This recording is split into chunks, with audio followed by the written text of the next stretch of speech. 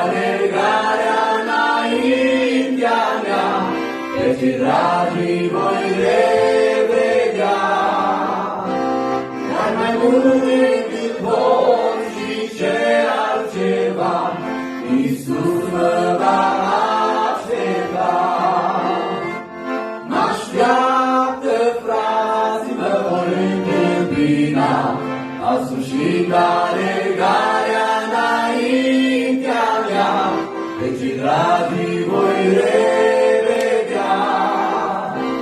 Dar mai mult decât orice și ce altceva, Iisus mă va aștepta.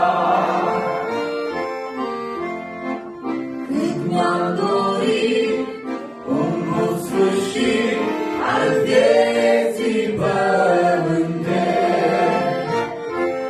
încă alerg și mă îndrept spre slăvile cerești. Mă-așteaptă, frați, mă vor întâmpina, s-a sfârșit alergarea înaintea mea, căci dragii voi revedea.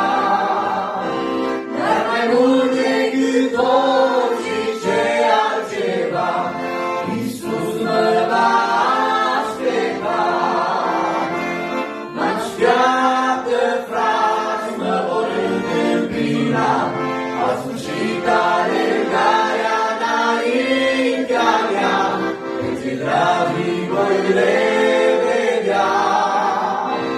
Dar mai mult decât orice și ce altceva, Iisus mă va aștepta.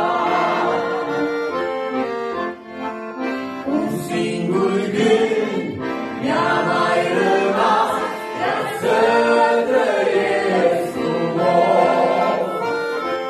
Prin tot ce sunt, prin tot ce fac, slăvindu-L pe Hristos.